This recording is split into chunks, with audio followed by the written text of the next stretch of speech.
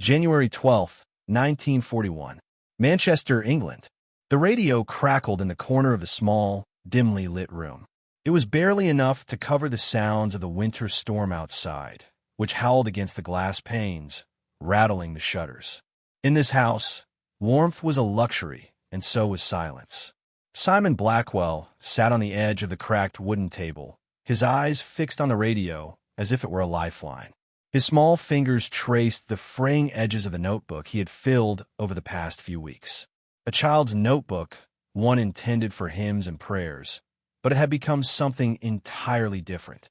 It was a record of patterns, of rhythms, of sequences of sounds that most people would ignore. To Simon, they were a symphony of secrets. At 12, Simon had learned to listen in ways that others couldn't. His friends played outside, kicking a ball across the cobbled streets. But Simon, he had a different world to explore. When others spoke of the airwaves as nothing more than white noise, he tuned into them like an ancient mariner following the stars. The hum of the radio, the crackle of static, the intermittent bursts of coded messages, these sounds weren't random to him.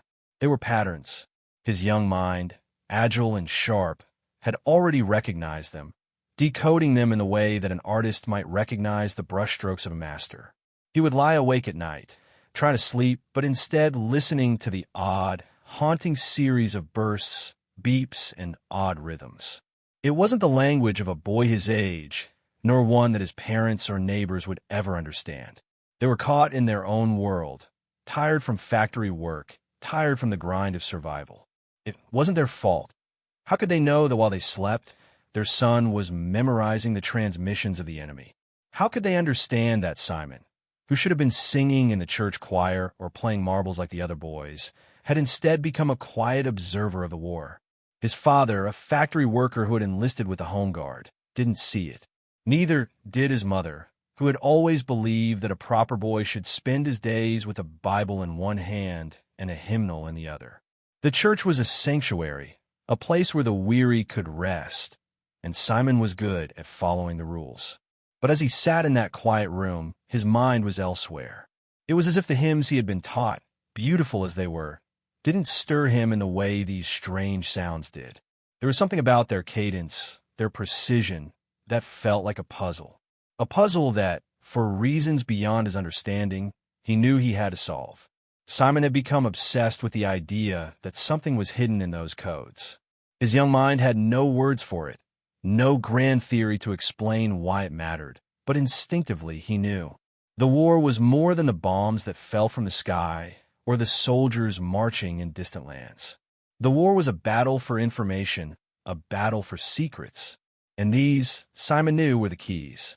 It wasn't until January, in the bitter chill of 1941, that Simon's gift finally caught the attention of someone who understood what he had stumbled upon. He had been keeping his notes a secret, notes that looked like nonsense to anyone else. But Simon had been charting patterns, groups of dots and dashes, sequences of numbers, the odd rhythm of the beeps. It was more than mere curiosity.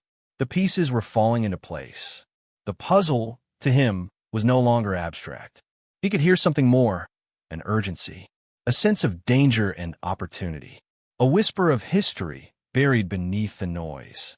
One day, while sitting in the back corner of St. Andrew's Church, his parents thought he was attending choir practice. Simon heard a man's voice break through the crackling signal. The voice was deep, tinged with the urgency of a coded message meant for an audience that would never hear it, an audience far from the innocent distractions of this town. For the first time, Simon realized the gravity of what he had been listening to. This wasn't just noise. This wasn't just a game of patterns. This was a lifeline, an exchange of secrets that would tip the balance of power in ways he couldn't yet fathom. And the more he listened, the more he understood. He had a talent, a strange, inexplicable talent, to hear the truth that others could not. But Simon kept it to himself. The boy who memorized codes instead of hymns was, after all, still just a boy. The war raged on in the papers, in the homes, in the daily lives of his neighbors. But Simon lived in the background, a boy who spoke to no one of the secrets he carried. He couldn't explain it to his parents. How could he? They would have thought him mad. And anyway, Who would listen to a child with a notebook full of strange symbols? They would say he was lost in a fantasy, absorbed by some childish game. What good would it do? As the months passed, Simon's obsession deepened. The patterns he had memorized began to form in his mind like a labyrinth, each new transmission revealing a door that led to something more. It was no longer just the act of listening, but of interpreting, of making sense of things that seemed nonsensical. But Simon understood, in a way that only a child could, that the world was full of mysteries waiting to be solved, mysteries that others had failed to see, even when they were right in front of them. It wasn't about technology or power. It was about the way he saw the world, about the way he listened, about the way he saw a solution where others saw only confusion. September 3rd, 1942. London, England. The war had been raging for over 2 years, and the world was tired of the bombings, the air raids, the constant strain of survival. Even in London, where the Blitz had left deep scars in the fabric of the city, life continued to grind on. But Simon Blackwell was not part of that grind. He was still just a boy with a notebook full of strange symbols and patterns, living in the shadows of a world that didn't understand him. But for the first time, Simon was about to step into the light, though it would not come without its own dark contradictions. Simon's discovery had been a quiet one, unnoticed for months by the authorities. He had listened to the radio signals and decoded them with the precision of someone far beyond his years. It wasn't until one particularly cold evening, when he was huddled in the back room of St. Andrew's Church, the strange knock on the door would change everything. He had been drawing yet another diagram when a voice called from the other side, low and urgent. The man was old, or so it seemed to Simon, wrapped in a heavy coat that had been too big for him for years. His face was lined with worry, his eyes cold but sharp, as if he had been searching for something and had finally found it. Simon Blackwell, the man said, his voice echoing in the small room. "We need to talk." Simon froze. It wasn't the kind of voice that children were used to hearing, and it wasn't the kind of conversation Simon was accustomed to having. The door was pushed open, and the man stepped inside, his eyes scanning the room. He was one of the many faceless figures in the world of the war, the kind of man who wore a uniform and carried the weight of secrets on his shoulders. "Are you the one who's been listening to the signals?" he asked, his voice steady.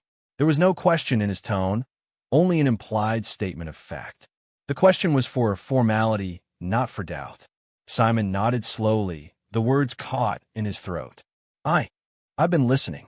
I thought they were, well, messages from the enemy." The man's eyes narrowed. "You thought right. But there's more to it than that. You've been hearing coded transmissions, haven't you?" Simon's heart raced. How could this man know? He hadn't told anyone. No one had believed him anyway. But somehow this stranger knew.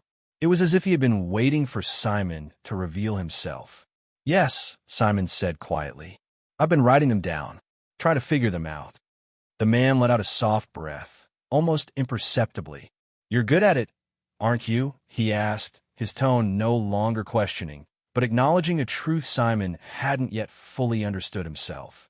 Simon's eyes darted to the notebook, the pages filled with symbols and codes. He had never thought of it as anything more than a personal puzzle. But to this stranger, it was something else, something important. I think I can understand them, but I don't know what they mean. I don't know who they're for." The man's lips tightened into a grim smile. "That's where we come in," he said.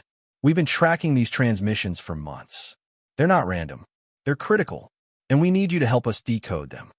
Simon's mind raced. This was no longer just a game, no longer something to amuse his spare hours.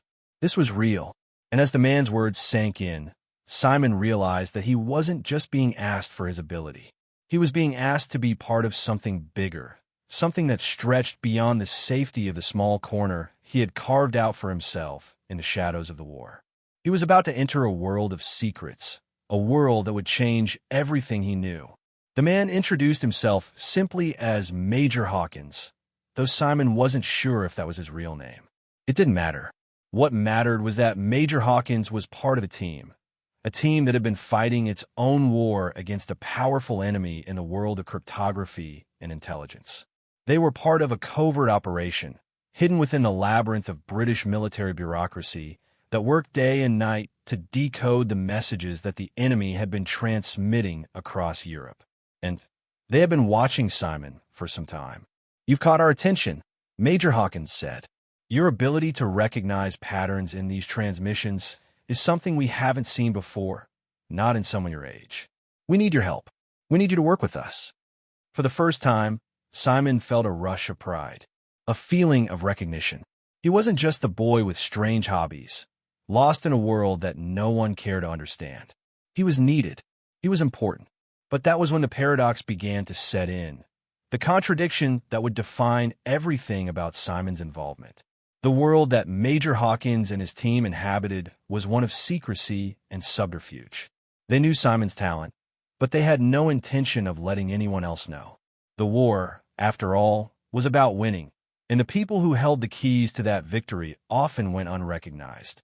Simon had stumbled onto a truth that could change everything, but the cost would be high. He wasn't just joining an effort to end the war.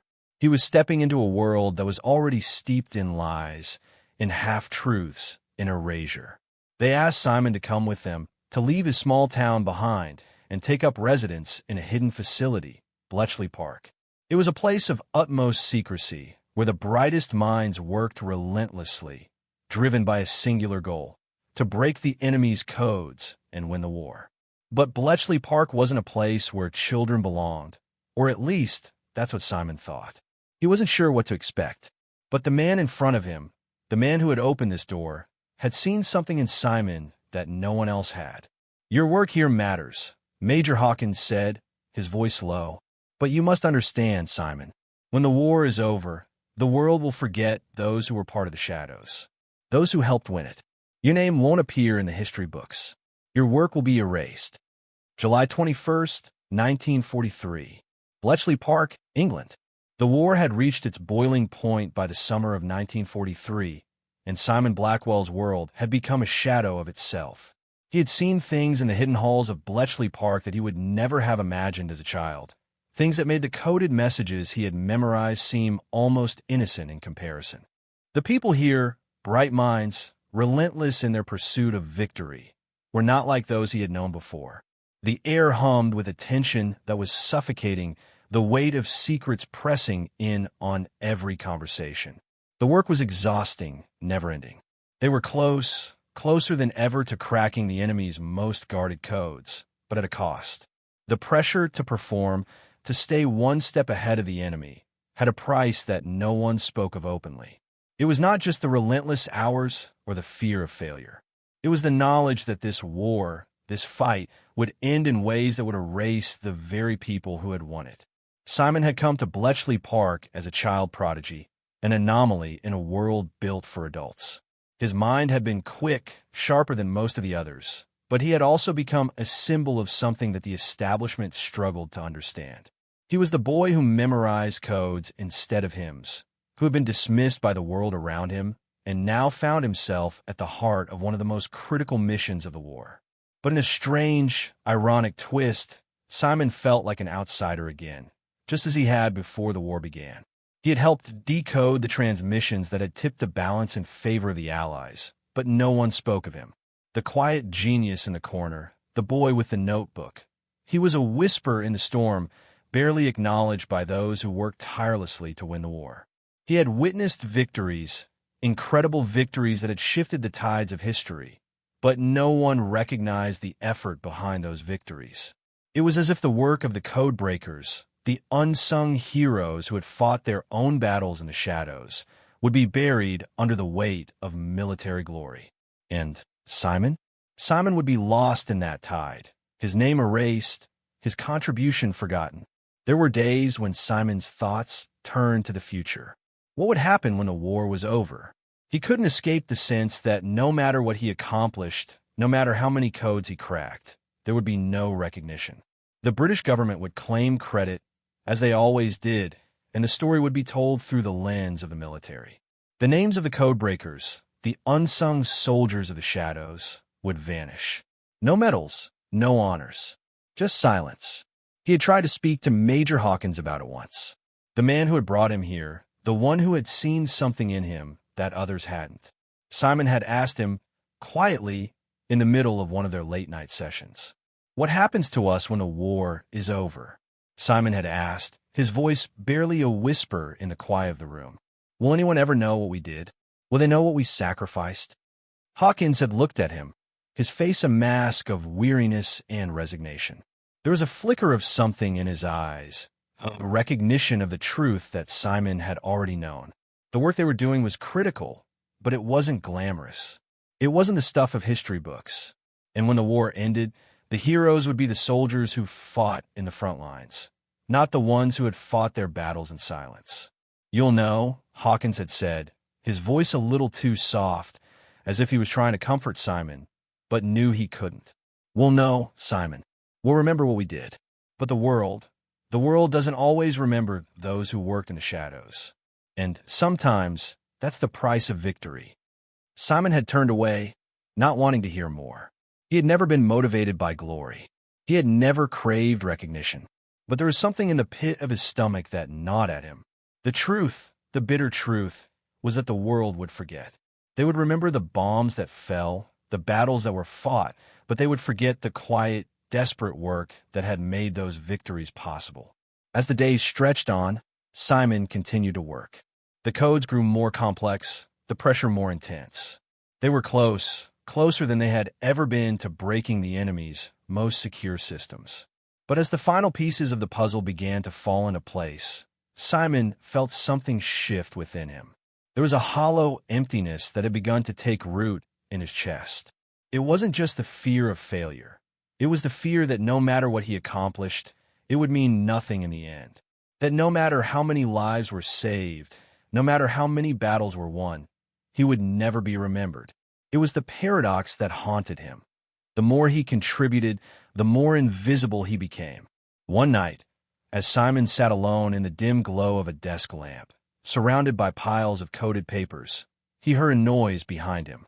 He turned to find Major Hawkins standing in the doorway, his face grim. "It's done," Hawkins said simply. "We cracked the code. It's over." The words didn't sink in immediately. Simon stood, numb, as he tried to process what Hawkins was saying. It was over. The enemy's most powerful encryption had been broken. The war was one step closer to being won, thanks to their work. Thanks to Simon's work. But the moment didn't feel like victory. It didn't feel like triumph. It felt like the end of something else. Something important, but unspeakable. Something that Simon couldn't quite put into words. "Will they know?" Simon asked, his voice hoarse. Hawkins didn't answer at first. He stepped closer, his eyes searching Simon's face, as if looking for something he hadn't seen before. Finally, Hawkins spoke, his words heavier than they should have been. "No, Simon. They won't know. Not really. The work we've done here will be buried. They'll give credit to the military, to the leaders. But the truth is, none of us will be remembered. Not the way we should.